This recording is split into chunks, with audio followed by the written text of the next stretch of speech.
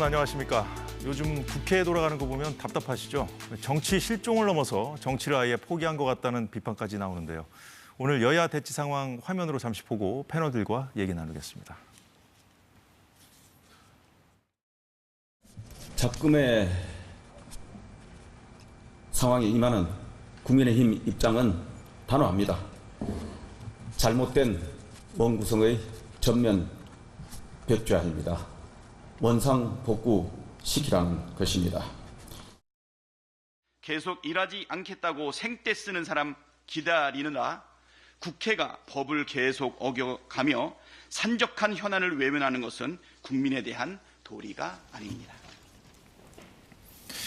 예, 박수현 의원께 먼저 여쭤보겠습니다. 지금 두 개의 국회로 운영된 지 나흘째예요? 그렇습니다. 맞죠? 예. 근데 이제 민주당에서는 생떼 쓰지 말고 빨리 들어올 테면 들어와라 이런 상황이고요. 국민의힘은 나흘 연속 이제 의원총회를 열어서 낸 결정 같은데 전면 백지화하고 협상 다시 하자 이런 상황이거든요. 그러니까 서로 입장을 잘 알고 있지 않습니까? 근데 적어도 이 문제가 해결이 되려면 서로의 입장에 대한 조금이라도 인정하는 태도가 필요하다는 생각이 들어요. 자, 우선 민주당의 입장은 총선의 민심을 받들려면 국회 법에 따라서 빨리 국회를 원구성해서 산적한 민생, 현안 이런 것들을 위한 일을 해야 한다는 것이 민주당의 입장이고 그러면서 이제 법사위와 운영위를 이제 가져야 된다는 것이죠. 그런 민주당 입장을 국민의힘이 잘 알지 않습니까? 그러면 상임위원장 배분 명단을 국민의힘도 좀 안을 가져와서 같이 뭐 어떻게 협상을 좀 했어야 되는데 서로 입장만 주장하고 지금 평행선을 달리고 있어서 국회법대로 해야 되겠다는 민주당의 입장이 지금 반영이 되고 있는 것인데 21대 국회에서 이런 상황 한 1년쯤 갔었어요.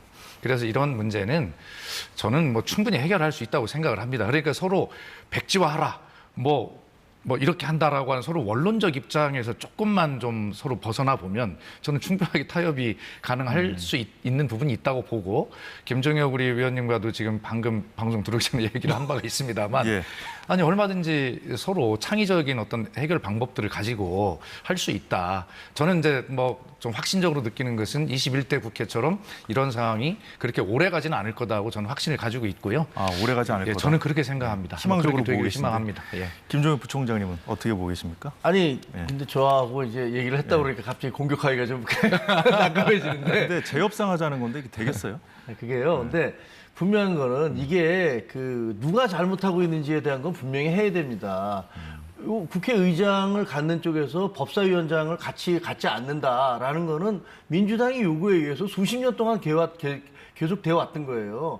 근데 21대에 다수당이 되니까 압도적 다수 180석인가를 차지하니까 그때 전부 다 가져갔지 않습니까? 그러다 후반기에는 다시 돌려줬어요. 왜? 비난이 너무 심하고 이거 국회를 무시한다, 경시한다 이런 얘기가 나오니까. 그러고 나서 다시 22대에 자기들이 다수당이 되니까 또 비슷한 일을 하려고 합니다. 아니 그러면 21대 때는 왜 후반기에는 다 돌려준 겁니까? 그게 잘못된 거니까 그런 거 아닙니까? 이게 지금 총선 민심이니까 원구성 빨리 해서 일하자 이렇게 얘기를 합니다. 그럼 축구 시합을 하는데 양쪽에서 축구 시합을 하는데 자기네는 골대를 옮겨놓고 선수 숫자도 늘려놓고 야 너 빨리 들어와. 왜 안 들어와? 경기 빨리 시작해야지. 이렇게 얘기하면 그 반대쪽에서 그걸 받아들일 수 있겠습니까? 그래서 몰라 이거는 현실적으로는 민주당이 다수당이고 밀어붙이면 어떻게 할 수 있는 방법이 없어요. 하지만 국민들 아셔야 됩니다. 이거 분명히 누가 먼저 룰을 깨기 시작한 건지 그러고 나서는 계속 이거 여기다 뭐 민생 일하고 싶다 이런 얘기하는데 그건 제가 보기에는 그냥 레토릭 수사에 불과하고요. 실제로는 그 민주당이 다수당이 됐으니까 우리가 쥐고 다 하겠다 이런 거밖에 아닌 것 같아요. 예, 다수결의 원칙도 뭔가 좀 합의를 전제로 해서 해야 좀 운영의 묘를 기대할 수 있지 않을까 하는 생각이 드는데요. 이런 상황에서 더불어민주당 정권을 향해서 파상적인 입법 공세를 펴고 있습니다. 특히 검찰과 사법부를 예리하게 겨누고 있는데 국민의힘은 민주당이 국회를 이재명 방탄 로펌으로 활용하고 있다고 반발하고 있습니다. 기본적으로 퇴출돼야 한다고 저희는 보는데요. 그 방법이 어떤 것인지 또 민주적인 통제가 필요하다고 보는데 그 방법이 어떤 제도를 통해서 가능할지 이런 검토를 하겠습니다. 정치검찰이 이 표적수사를 정가의 보도처럼 활용해가지고 정치성명이 끝날 때까지 사회적 매장이 될 때까지 하지 않습니까? 이 법이 저는 성안이 이제 통과가 되면 네. 이제 형사사법 교과서가 바뀌지 않습니까? 이 부분이 거기에 대표적인 피해자 케이스로 이재명 대표하고 조국 대표가 케이스로 들어갈 것 같아요. 예, 검찰이 이재명 대표를 3자 뇌물죄 혐의로 기소하자 민주당은 이 검찰과 사법부를 압박하는 법안을 실제로 잇따라 제출하고 있습니다. 좀 하나씩 들여다보죠. 예, 먼저 이건태 의원이 방금 얘기했던 것 관련된 것인데요. 이 표적 수사 금지법입니다. 대장동 사건에서 정진상 전 당대표 정무조정실장을 변호했던 이건태 민주당 의원이 대표 발의한 법안인데 내용은 특정인을 처벌하는 목적으로 범죄 혐의를 찾는 행위를 표적 수사로 정의하고 판사가 표적 수사가 의심될 경우에는 영장을 기각하도록 하는 내용입니다. 들었다시피 이재명 대표하고 조국 대표가 케이스로 들어갈 것 같다고 말씀을 하셨잖아요, 이건태 의원이. 그래서 사실상 이 야권의 대표를 좀 보호하려는 거 아니냐 그런 비판이 사실 지금 나오고 있고요.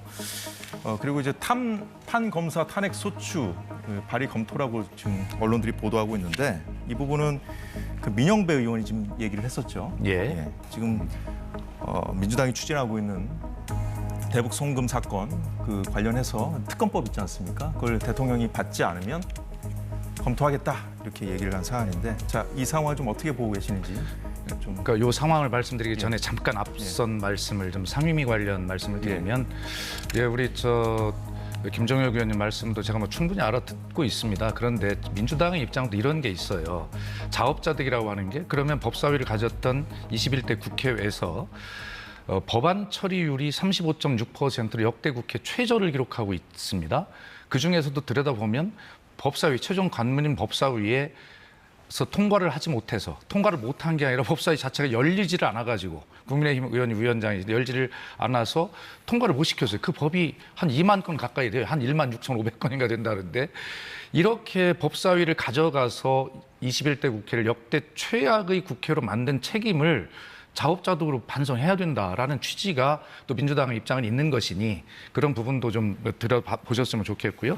지금 말씀하신 대로 이 역시도 오늘 이재명 대표가 직접 입장을 밝혔지 않습니까? 예, 좀 이따 얘기해 보는 걸로 하고요. 표적 수사 금지법하고 그러니까 그 연관이 돼 있어서 말씀을 드리면 바로 그런 이재명 대표가 설명했듯이 그런 말도 안 되는 일들이 지금 검찰과 법원에서 벌어지고 있다는 것이 민주당의 인식인 것이죠. 그렇기 때문에 이 문제는 이재명 대표를 방탄하기 위한 법이 아니라 이렇게 무너져가는 검찰과 법원 이런 어떤 민주주의를 되돌리려면 바로 이러한 것들을 할 수밖에 없다는 것이 민주당의 입장이지 이미 이재명 대표는 기소가 됐는데 뭘 가지고 방탄을 합니까? 기소되기 전혀 모르지만 그래서 이 문제는 결과적으로 방탄을 위한 것이 아니라 해도 정말 너무한다. 그래서 이런 검찰권의 남용이나 이런 것들에 대해서 정말 제도로 확실하게 못을 박아놔야 되겠다라고 하는 그런 민주주의의 회복 과정이지 이재명 대표 개인의 방탄을 위한 것 그런 거 차원이 멀다라는 말씀을 드립니다. 예, 김종혁 부총장님, 뭐 이제 방탄이 아니라고 말씀을 하시지만 이제 국민의힘에서는 방탄 입법이라는 지금 비판을 하고 있고. 보수 언론 쪽에서도 그런 표현을 많이 쓰거든요. 아니 그래서, 저는 뭐 형사소송법 교과서가 바뀌면 그 지금 이건태 의원이 그렇게 얘기하잖아요. 대표적인 피해자 케이스로 이재명 대표하고 조국 대표 케이스가 들어갈 것이다 이렇게 얘기하는데 제가 보기에는 이 두 분의 케이스는 권력이 얼마나 사법부를 윽박지르고 농단할 수 있는가를 보여주는 그런 케이스로 들어가야 마땅하다라고 저는 생각을 합니다. 그러니까 범죄 혐의가 보여도 정치인 대상 수사를 하지 말라는 그런 압박으로 들릴 수 있다. 그렇죠. 그리고 지금 얘기하시는 거 보세요. 그 표적 수사 금지법. 자, 표적 수사라는 것들을 주장할 수 있는 사람은 일반 민간인들이 그런 얘기 할 수 있습니까? 아니 범죄가 저지른 사람이 자기가 범죄 저질렀다고 얘기하는 사람 없어요. 다 무죄라고 할 겁니다. 그렇지만 일반인들은 그런 얘기 할 수가 없어요. 정치인들은 그런 얘기 할 수 있죠. 왜? 상대당이 있으니까. 내가 지금 수사받는 것은 이거 표적 수사다. 얼마든지 그런 주장할 수 있지 않습니까? 그렇죠. 그러면 앞으로 모든 정치인은 자기가 수사받을 때 돈 봉투를 돌리다 걸렸든 무슨 뭐 선거법을 위반을 해서 걸렸든 전부 다 이거는 표적 수사다. 이렇게 주장할 거 아닙니까? 그럴 수 그럼 있죠, 그걸 정치인들은. 누가 판단을 합니까? 표적수사 금지법을 하면 영장 청구를 기각해야 된다. 그걸 누가 결정을 합니까? 판사가 해야 되는 거 아닙니까? 근데 지금 저 얘기에 따르면 뭐 민주당에서 예를 들면 여러 의원님들이 가서 탄원서 내면서 이 사람 표적수사입니다 하면 그러면 아마 영장 청구 기각해야 다른 그런 뉘앙스로 들려요. 아니 이게 도대체 입법부와 사법부에 대해서 이 서로의 권력을 견제해야 되는데 입법부가 사법부에 대해서 저런 식으로 마음대로 이렇게 밀어붙여도 되는 건지 저건 상당히 심각한 민주주의의 침해고 이거 정말 심각하다 이렇게 생각을 합니다. 예, 민주당이 추진하고 있는 다른 법안들 좀 화면 계속 보면서 얘기 이어가 보도록 하겠습니다. 네, 피의사실 공표 금지법입니다. 피의사실 공표 금지법은 양분남 의원이 대표 발의한 건데 형사 사건의 공개를 원칙적으로 금지하고 이걸 어길 경우에는 5년 이하의 징역 또는 5년 이하의 자격 정지를 하도록 하는 그런 내용이 있습니다. 자, 이거는 이제 박수현 의원님께 예, 좀 여쭤볼게요. 네, 이거는 그러세요. 사실 그래도 그동안 윤 대통령이라든가 예. 김건희 여사를 겨냥해서 만든 이 특검법과는 좀 반대되는 거거든요. 이제 피의사실 공표 같은 거 이제 독소 조항이라고 해서 여당이 좀 반대하면 들어주지 않았잖아요.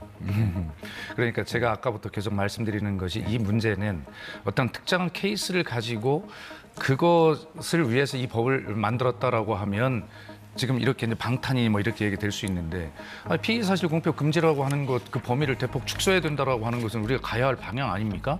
이런 어떤 상황 속에서 그런 어떤 일반적인 민주주의를 더 회복하고 더 좋은 민주주의로 나아가기 위한 이러한 입법들 이것이 방탄이라고 지목하는 것 자체가 저는 무리라고 생각하고요. 그런 어떤 아픈 경험들과 특별한 케이스가 있어서 이런 좋은 제도를 만들어 가자라고 하는 주장을 국회에서 왜 못합니까? 당연히 해야 되는 것이죠. 그리고 그 수사기관 무고죄 형법 예. 개정안 김용민 의원이 냈는데 수사기관이 증거를 조작하거나 위증을 강요하는 처벌 이런 문제도 사실 이재명 대표 이화영 부지사의 이런 수사 과정 재판 과정에서 지금 다 드러나고 있지 않아요? 그럼 이런 것들 예를 들어 유호성 씨 서울시 공무원을 잡아다가 전혀 무고한 사람을 간첩으로 만든 것들이 이미 다 드러나고 있지 않습니까? 이런 상황 속에서 이런 형법 개정안을 내는 것이 왜 방탄입니까? 지금 뭐 다 드러났다고 사실로 지금 말씀하셨는데 좀 그 논란에 계속 이어지고 있는 상황이거든요. 그거는 두 가지는. 아니 그러니까 뒤에 좀 얘기를 해보겠지만. 아니 그러니까 유호성 씨의 간첩 조작 사건 이거 지금 밝혀진 것 아닙니까? 그것이 왜 진행 중인지 전 모르겠는데 하여튼 네. 뭐 그런 과정들이 있죠. 그다음에 이제 그 특별검사 임명법 개정안이라는 주철위원회가 냈는데 대통령께서 하도 거부권을 남발하시니까 대통령께서 거부권을 남발하는 것을 제한하자라고 하는 당연히 민주당으로서는 할 수 있는 반응들인데 이런 것을 통틀어서 이재명 방탄법이다라고 그렇게 이야기하는 것은 또 다소 무리한 태도가 있는 것이다. 저도 그 생각을 합니다. 아, 이게 이제 언론들도 이렇게 조금 비판적으로 지금 보고 있는 이유는 뭐냐면은 네. 이 이재명 대표에 대한 어떤 기소가 이루어진 이후에 그 대장동 변호사 출신 의원들이 지금 이 입법을 주도하고 있거든요. 그래서 지금 방탄 입법이라고 하는 거예요. 저는 뭐 사법부를 아주 농단하고 있다. 그리고 대한민국의 법 체계 그리고 민주주의를 완전히 훼손하고 있다 이렇게 생각을 합니다. 자, 전현희 위원장 대통령 거부권 제한법 그 얘기를 하지 않습니까? 그러면 왜 의원들의 법안 제출 제한법을 만들면 그건 괜찮습니까? 그거는 만들어도 되는 겁니까? 그것도 하면 안 되죠. 만들면 안 되지 않습니까? 아니 대통령은 법에 정해진 권한에 따라서 거부권을 행사할 수도 있어요. 그리고 그게 거부권이 행사됐을 때 3분의 2 이상, 200석 이상으로 그걸 무력화시킬 수도 있습니다. 정상적인 법 절차가 있어요. 근데 그런 걸 놔두고 자의적으로 자기들 마음대로 그 대통령의 거부권 행사를 제한하겠다.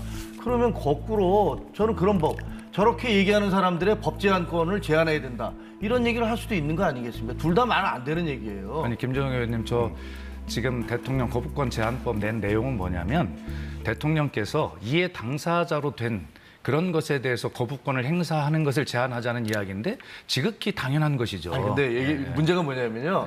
대통령은 실질적으로 이해관계를 따지면요. 안 걸리는 게 없습니다. 대한민국의 모든 일들 중에서 대통령이 최고 통수권자고 그다음에 나중에 어떤 식으로든지 간에 보고가 됐든 안 됐든 책임을 지기 때문에 그렇게 따지면 대통령을 상대로 해서 안 걸리는 게 없어요. 그러니까 이렇게 추상적으로는 법안을 만들 수가 없는 겁니다. 근데 저런 거를 법안이라고 지금 제출을 하고 계시는 거 아니에요. 그리고 이 법 왜곡죄라고 얘기를 합니다. 법을 왜곡했다. 그걸 누가 판단을 합니까? 판사가 자기의 양심에 따라서 법조문과 자기의 양심에 따라서 판결한다고 돼 있지 않습니까? 그런데 그것을 그 부분을 아주 깡그리 무시하는 거예요. 내가 보기에 너는 법을 왜곡했어. 너는 나를 굉장히 모욕했어. 그러면 처벌할 수 있다? 그럼 그걸 그런 누가 것을 기준으로 만약에 삼습니까? 국회에서 판단을 한다면 삼권 분립이 흔들릴 수 있다는 비판을 아니 받을 수 그러니까 그 있죠. 판단의 기준 주체가 누군지가 나와 있지 않잖아요. 법을 왜곡했다는 것을 누가 할 수가 있느냐.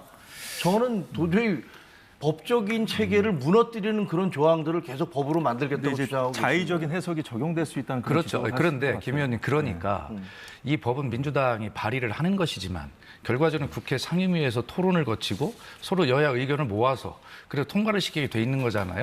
그러니까 그런 의견을 빨리 원구성을 제대로 해가지고 들어와서 토론을 하고 그런 의견을 국회 안에서 이야기를 해야죠. 지금 말씀하셨듯이 대통령이 정말 안 걸리는 것이 없다. 대통령 다 이해 당사자 될 수 있다. 그래서 저 법이 말도 안 되는 법이다라는 취지의 말씀은 공감하지 못하겠어요. 적어도 지금 대통령이 이해 당사자가 된 것은 김건희 여사와 관련된 이런 문제들이 현안이 돼 있으니까 당연히 저런 어떤 법의 미비점을 이번에 보완하자라고 주장하는 것이지 대통령이 하시는 모든 일에 대해서 이해 당사자로 그렇게 막 하려고 하는 무지막지한 법이다라고 하는 그런 인식을 갖고 계신 순간 대화가 안 되는 것이죠. 물론 아까 말씀드린 대로 민주당이 여러 가지 이제 그렇게 비판을 받을 수 있는 내용도 있을 겁니다. 그러나 그런 것들을 국회에 들어와서 전부 따져서 제대로 된 법을 만들자라고 하는 그런 이야기를 해야 되지 않겠습니까? 예, 이재명 대표 아까 말씀을 하셔가지고 그거 이어가도록 하겠습니다. 자, 어제는 돌연 일정을 좀 취소하고 그래서 좀 사실 그 기소된 지 다음 날이었거든요. 예. 그래서 뭐 어떻게 된 일인가 봤더니 이제 유튜브를 통해서 메시지를 냈었거든요. 네. 네, 좀 화면에 나오는데 불법 사채 도박 주가 조작 전과자인 조폭 출신 김성태 씨를 얘기하는 것 같은데 부패 사업자와 짜고 800만 불을 북한에 줬다고 이렇게 반문을 하는 그런 항의성 메시지를 냈고 자 그런데 이 대북 송금 사건과 관련해서 지금 재판받는 사람들이 또 있습니다. 이화영 전 부지사나 그 이재명 대표 말고도 그 안구수 아태평화교류협회 회장과 김성태 전 쌍방울그룹 회장. 자, 이재명 대표 오늘 관련해서 입장을 냈는데 한번 들어보도록 하겠습니다. 안부수 회장에 대한 판결은 북한에 송금한 800만 불이 쌍방울그룹의 대북사업, 주가 부양을 위한 대북사업의 대가다라고 판시하고 있습니다. 도박장 개설했다 처벌받고 불법 대부업 운영하다가 처벌받고 주가 조작하다가 처벌받은 이런 부도덕한 사업가의 말이 맞겠습니까? 그런데 여러분들은 진실을 보도하기는커녕 마치 검찰의 애완견처럼 주는 정보 받아서 열심히 왜곡 조작하고 있지 않습니까? 예, 좀 구체적인 내용이어서 예. 좀 짚어드리도록 하겠습니다. 이재명 대표가 지적한 게 뭐냐면 그 안구수 씨 공소 사실에는 대북 송금의 경기도 관련성이 기재돼 있지 않았던 점, 이건 민주당 당 차원에서 지적했던 부분이기도 합니다. 이 대표가 이 도박장 개설했다는 사람은 이 김성태 씨로 보이는데요. 이화영 1심 판결 재판부가 김성태 진술의 신빙성을 인정해서 중형을 선고한 이후에 민주당 김성태라는 메신저를 공격하고 있는데 이 주가 조작 이력까지 있는 사람 말만 너무 믿었다는 거죠. 자, 이 대표 발언도 같은 맥락으로 보입니다. 이화영 1심 판결 이후에 민주당은 연일 이 검찰 기소 내용, 판결문까지 비판하고 있는데 자, 그러자 검찰도 매우 이례적으로 민주당 주장이 사실을 왜곡하고 허위 주장을 펴고 있다며 입장문을 내놓은 게 있습니다. 자, 김성태의 공소장에는 이화영의 요구로 경기도와 지원을 기대하고 스마트팜 비용과 도지사 방북비를 대납한 사실이 명확히 기재돼 있다고 했습니다. 그러니까 김성태 공소장에도 자, 이화영과 경기도 연관성이 명확하게 기재돼 있다는 그런 얘기인데 자, 민주당이 마치 김성태가 경기도와는 무관하게 쌍방울 그룹만을 위해 그러니까 주가 조작을 위해서만 북한에 돈을 보낸 것처럼 허위 주장을 하고 있다며 반박한 것인데 자, 이재명 대표 주장에 대한 반박으로도 볼 수 있는 내용입니다. 자, 그리고 이 당시에는 김성태가 체포되기 전이어서 대북 송금 경위의 전모가 드러나지 않았기 때문이다라는 얘기도 했어요. 자, 검찰 입장 다른 화면 준비된 거 없습니까? 예, 다시 보여주시죠. 네. 당시엔 김성태가 체포되지 전이어서 대북 송금 경위의 전모가 드러나지 않았기 때문이라는 검찰의 입장은 그 안부수의 공소 사실엔 왜 대북 송금과 경기도 관련성이 기재돼 있지 않냐는 그 민주당 지적에 대한 반박입니다. 김성태 씨가 체포됨으로써 대북 송금과 경기도의 연관성, 그 경위의 전모가 드러났다는 건데요. 자, 먼저 김종혁 부총장님께 여쭤보죠. 예. 검찰 입장에서는 이 혐의 사실 입증에 필요한 어떤 이 사실들은 좀 복잡하잖아요. 네. 이런 것들을 자꾸 이렇게 민주당이 제기함으로써 좀 왜곡하고 있다, 여론을 호도하고 있다고 보는 것 같아요. 아니 일단 그 이재명 대표께서 저렇게 주장하신 것들이 논리적으로 저는 참 이해하기 어려워요. 예를 들면 뭐라고 그러셨냐면 뭐 이재명 불법 사채, 도박, 주가 조작, 전과자인 조폭 출신 부패 사업자 그러면서 김성태 씨를 인격 살인하고 있지 않습니까? 뭐 그분이 그런 과거가 있었던 건 사실이지만 그 당사자로 되어 있는 그 이재명 대표가 그렇게 공격할 수 있는 건지 잘 모르겠어요. 그럼 예를 들어서 이재명 대표에 대해서 무고, 공무원 공무원 사칭, 음주, 공무집행 방해, 전과 사범인분이 당 대표를 하고 대통령 후보 될 수 있습니까? 이렇게 누가 나와서 저렇게 얘기를 한다면 본인은 뭐라고 얘기하실 겁니까? 예. 이거는 그 상대방에 대한 어떻게 보면 자기와 관계된 상대방에 대한 너무 심각한 인격살인을 하고 있다라는 생각이 들어서 좀 이상하고요. 두 번째, 검찰 기자들한테도 그렇게 얘기했어요. 여러분들이 진실을 보도하기처럼 뭐 애완견처럼 그 검찰 애완견처럼 주는 정보 받아서 열심히 왜곡 보도하고 있다. 아니 지금 저 부분은요 판결에서 나온 부분, 판결문을 보고 쓴 겁니다. 지금 이화영 지사에 대한 1심 판결문을 보고서 계속 써서 이게 문제가 있다라고 주장을 하고 있는 거예요. 근데 그 법원 판결문에 대해서 그 취재해서 쓴 기자들을 보고 검찰의 무슨 애완견이니 이런 말씀하시는 거는 저도 기자 출신입니다만 상당히 모욕적이라는 생각이 들고요. 그리고 또 세 번째 주장하시는 게 왜 안부수 재판 때는 800만 불이 주가 조작이었는데 왜 그 다음 재판 같은 재판을 했는데 재판부는 그거는 북한에 대한 방북 대납이라고 얘기를 하느냐? 아니 1심 재판부의 결심도 2심 재판부에서 틀려집니다. 3심 재판은 대법원에 가면 또 달라지기도 하고요. 그게 3심 제도의 취지죠. 예. 그리고 안부수 재판을 할 때는 김성태 씨가 들어오기 전이에요. 좀 오래됐죠. 예, 한참 전이고 그러니까 본인이 이거 그냥 주가 조작하기 위해 주가 높이기 위해서 한 겁니다라고 했으니까 재판부는 다른 증거가 없으니까 그거에 기초해서 판결을 한 것이고 김성태 씨가 들어온다면은 본인이 다 자백을 했잖아요. 이렇게 해서 이재명 대표와 통화도 했고 나가서 누구를 만났고 그다음에 돈을 이렇게 전달을 했습니다. 이렇게 구체적인 증거가 나오니까 거기에 따라서 판결을 한 건데 그 두 개의 판결이 다르다는 이유로 왜 똑같은 재판부가 했는데 하나는 안부수에 대한 내용과 김성태에 대한 내용이 다르느냐. 아니 다른 증거가 제시되고 다른 자백이 나왔으니까 다른 거죠. 저거 변호사이신 분이 저걸 모를 리가 없는데 저런 식의 어떤 서로 맞지 않는 두 가지를 갖다가 또 동일한 걸로 놓고서 사실을 왜곡하고 있는 게 아닌가 저는 그런 생각이 듭니다. 검찰이 좀 이례적으로 어제 반박 입장을 냈는데 예, 오늘 예. 이 대표가 직접 본인이 또 거기에 재반박하는 형식으로 또 메시지를 냈거든요. 자, 그러면 입장을 바꿔놓고 생각해 봅시다. 이런 재판 과정에 새로운 증거, 증언 이런 것들이 나오는데 그런 것들이 전혀 반영되지 않고 검찰의 주장만 일방적으로 채택하는 법원의 판결에 대해서 민주당은 그럼 아무 말도 안 해야 되나요? 그렇지 않지 않습니까? 그래서 지금 결과적으로 안부수 씨 같은 경우는 김성태 씨도 마찬가지로 처음에는 이재명 대표와 관계가 없다라는 입장을 유지를 하다가 어느 순간부터 진술을 바꾸기 시작하죠. 김성태 씨가.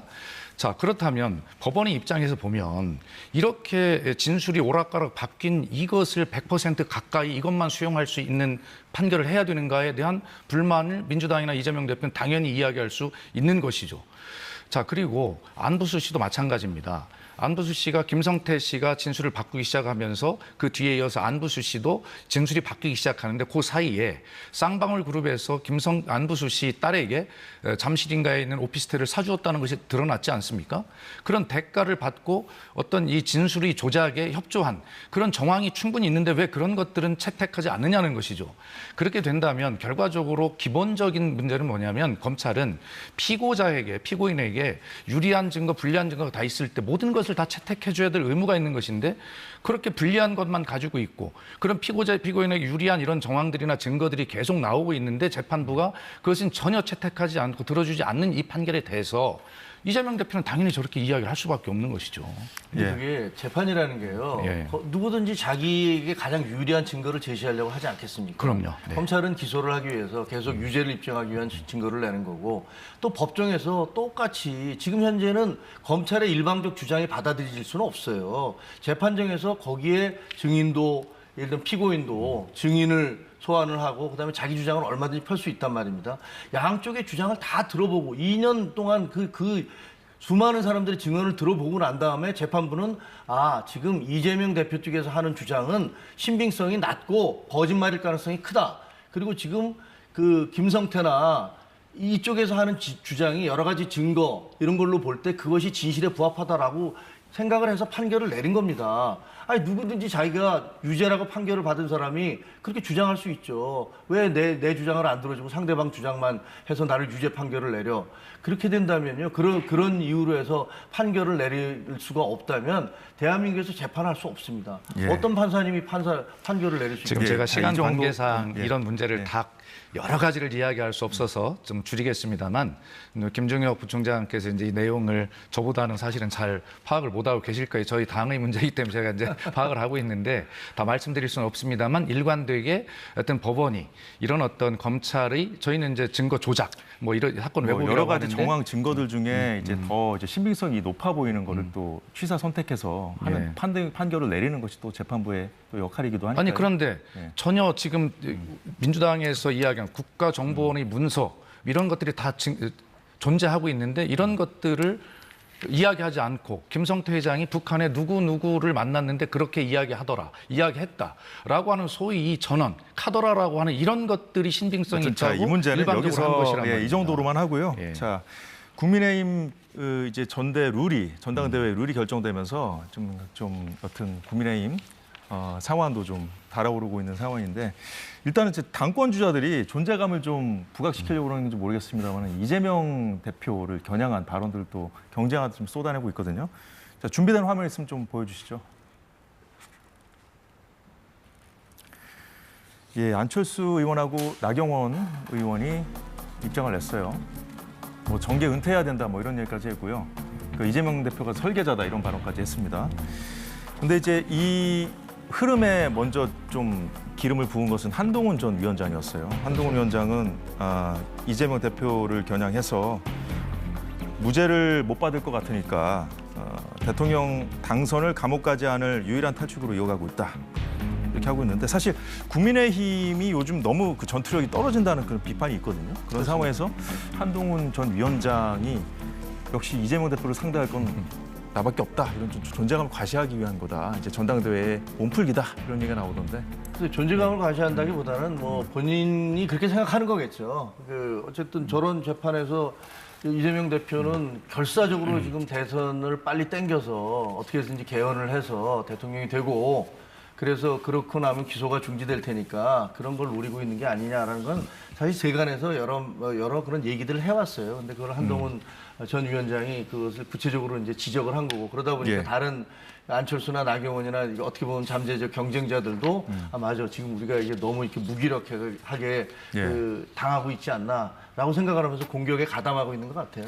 근데 뭐 사실 그 이재명 대표 사법 리스크에 대해서 문제 제기하려면 뭐 진작에 할 수 있었는데 네. 왜 이제 이화영 부지사 전 부지사 1심 판결 나고 또 기소되고 이재명 대표 기소되고 나니까 왜 이제서야 이렇게 하는 거냐 뭐 이런 척도 있더라고요. 그러니까 한동훈 전 비대위원장이 본인이 스스로 이제 법조인 출신이기 때문에 여러 가지 그 정치적 발언을 앞세워서 하기에는 좀 부담이 상당히 본질적으로 느끼고 있지 않겠습니까? 성향상. 뭐 그래서 그런 판결 이후에 하는 것이고 어쨌든 아까 앵커께서도 말씀하셨습니다만 지금 국민의힘의 이런 어떤 모든 발언들의 핵심은 전당대회를 앞두고 당연히 자신들의 어떤 핵심 지지자 어떤 그 당심을 얻기 위한 그런 어떤 호소하고 있는 당심에 호소하고 있는 뭐 그런 어떤 전략들이라고 보여지고요. 뭐 그건 당연히 어느 당이나 뭐 이런 시기에 그럴 수 있습니다. 한동훈 위원장도 그렇다고 본다면 전당대 출마를 공식화하고 있다 이렇게 이제 보는 것이 맞겠죠. 네, 국민의힘 당권 주자들은 당내에서는 한동훈 전 위원장을 좀 경쟁하듯이 또 견제 발언을 좀 쏟아내고 있습니다. 한동훈 전 위원장이 이제 뭐 곧 출마할 거다라는 얘기들이 자꾸 이제 언론을 통해서도 나오고 또 측근으로 분류되는 분들 입에서도 나오고 하니까 더 그런 것 같은데요. 다시 나올 거면은 왜 그 비대위원직에 사퇴를 했냐, 비대위원장에 사퇴를 했냐 이런 얘기도 나왔고 원외에 있기 때문에 어려움이 있을 거다 이런 견제 발언도 나왔습니다. 자, 김종혁 부총장님. 네. 다음 주쯤에 출마 선언한다는 얘기가 나오던데. 근데 어차피 이제 시기적으로 따져보면 6월 25일 정도가 참 이렇게 후보 등록인 거로 돼 있어요. 네. 그러면 6월 25일 역산을 해보면 결국은 다음 주 아니면 그 다음 주겠죠. 그러니까 한동훈 위원장이 출마의 마음을 굳혔다면 저는 굳혔다고 생각을 합니다. 예. 굳혔기 때문에 굳혔다면 결국은 본인이 왜 출마를 하게 되는 것인지 그리고 출마를 해서 어떤 것들을 어떻게 당을 이끌어 갈 것인지 또 대야 관계는 어떤 그쵸. 식으로 만들어 갈 것인지에 대해서 입장을 밝히겠죠. 그러니까 캠프를 차린 건 맞아요? 캠프를 제가 취재를 열심히 해봤는데 안 차렸더라고요. 아직. 오보네요, 그럼 캠프 차렸다는 보도는? 그게 아니더라고요. 아직까지 차린 게 없고 그리고 또 제가 듣기에는 한동훈 위원장 쪽에서 그렇게 크게 무슨 뭐 메모드 캠프를 차리고 이럴 생각이 전혀 없는 것 같아요. 그렇군요. 자, 그 이재명 대표에 대해서는 확실하게 지금 입장을 보여줬어요. 한동훈 전 예, 비대위원장이. 그렇습니다. 자, 그렇다면은 대통령을 향해서도 그렇게 할 수 있겠는가? 요거를 지금 야당에서는 보고 있을 거 아니 아닙니까? 그러니까 결과적으로 한동훈 비대위원장이 다시 당대표가 되고 또 자신의 정치 큰 뜻이 있다면 그걸 실현해 가는 길은 결과적으로 용산 윤석열 대통령과의 관계를 어떻게 설정해 갈 것인가. 그건 여당 대표가 된다면 그건 숙명적인 일이거든요. 그렇죠. 자신의 정치적 운명도 있고 이제 앞으로는 그런 질문을 본격적으로 받게 될 겁니다. 그래서 지금은 이재명 대표를 향해서 이야기를 하지만 결과적으로는 그 문제에 대한 본격적인 질문을 받게 될 텐데 정치인으로서의 자질과 역량, 능력을 그런 과정을 통해서 어떻게 증명하는 일이 앞으로 과제일 겁니다. 예, 오늘 여당 소식까지 간단하게 좀 짚어봤습니다. 여기서 마무리하도록 하겠습니다. 고맙습니다. 고맙습니다.